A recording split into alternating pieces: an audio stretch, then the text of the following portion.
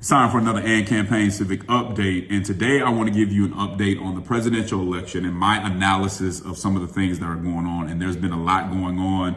We've had an assassination attempt, Biden getting pushed out by his party.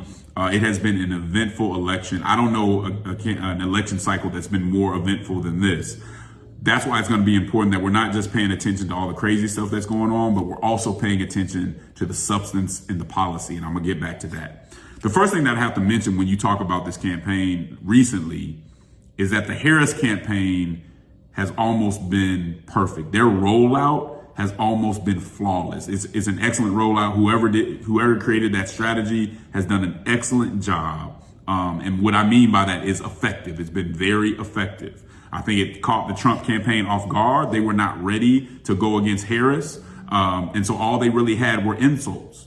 And what we're seeing now is those insults are backfiring on them because some of them were racist and just not fair, and they're not substantive. So they caught Trump off guard. We'll see if they can recover. The other thing is the new energy that it brought to the conversation. You can tell that a lot of Democrats saw the writing on the wall with Biden and were really ready to give up. Now you have somebody come in who doesn't have, who you can't use the same attacks against, especially when you're talking about age, and people are reinvigorated. A lot of people might not admit it. Not everybody was a huge fan of Kamala before this, but now that she's given them a renewed opportunity to win, a lot of people are behind her and really excited. So you've seen affinity groups come together, raising money, bringing resources, and that's what any campaign would want to see. Groups coming together in support of her and bringing energy. I have to admit, the Karens for Kamala and white dudes for Kamala was probably a little corny, but it's still energy that any campaign would want to see. But here's another big thing that they've been able to do. They've been able to define the Trump campaign before it could really define itself, especially J.D. Vance. J.D. Vance has made a lot of mistakes, and at every time he has, Harris's campaign has taken advantage of that and made him pay for it. They've done that in that excellent way, whether it's talking about weird. You hear everybody using the talking point weird. That stuff has stuck, and it's going to be hard for him to recover from that. But let's talk about J.D. Vance real quick. I would have to say that in no way has he been an asset for the Trump campaign up until this point.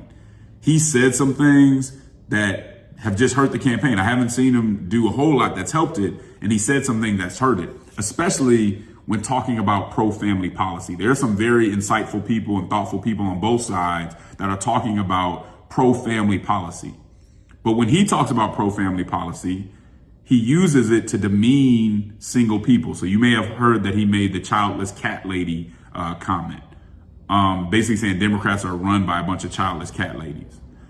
I have no idea why you would present a policy that's supposed to help America, that's not against single people, and you would use it to demean a certain group of people who you don't know, and you have no idea why they may be in the situation that they're in right now. Maybe they didn't want kids. Maybe something happened. You don't know those people. Why would you demean them from a national stage in that way?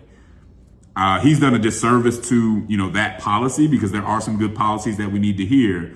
And we'll have to see if he's able to kind of redefine himself, or reinvent himself, even after just being presented maybe 2-3 weeks ago, right? Hasn't been a good start for him. But here's my challenge for you. My challenge for you is to make this campaign now more about policy. Okay? I understand the vibes, and everybody's excited about the vibes and who's doing this and who's doing that. I get that we identify with certain candidates, and identity politics has been a part of this conversation in almost every election. That's a part of American politics. I get that side too. And I understand the folks who just say the opposition is so bad, we just need to make sure that they don't get back in or that they stay out.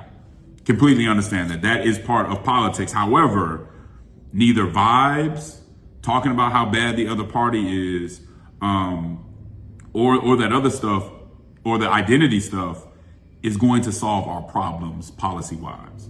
It's not going to help us when it comes to the housing crisis. It's not going to help us when our economy is leaving so many people out. We need to talk about more than just vibes, identity, and how we're opposed to somebody else. We need to start talking about policy now. And one of the things that I want you to keep an eye on is what's going on with the Federal Trade Commission, okay?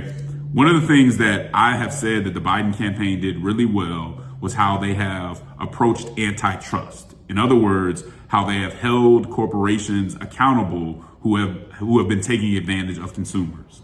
And the person behind that has been Lena Khan, who runs the Federal Trade Commission. She's done an excellent job, okay? But here's something that's going on behind the scenes. There was some articles that came out that said LinkedIn founder Reid Hoffman is preparing to give Kamala a lot of money from Silicon Valley, and which is always happens in a campaign. He's preparing to do that, but there's some strings attached. And the biggest string attached is this. He's asking her, according to these articles, to get rid of Lena Khan. Basically saying, if I'm going to give you this money, your administration needs to be more corporation friendly, more friendly to us than the Biden administration was. All this other talk is what it is. We need to watch for both campaigns how they respond to this. Are they willing to push back against these corporations? Or do they say, hey, just give us some money, we'll get rid of Lena Khan and move forward? If that happens, that's a big deal. So I want y'all to be paying attention to the policy, not just the vibes, not just the identity, not just your opposition, because people are hurting and we need good policy. If you like these kind of conversations, you got to listen to the Church Politics Podcast with myself and my man, Christopher Butler. I'll see you guys next time.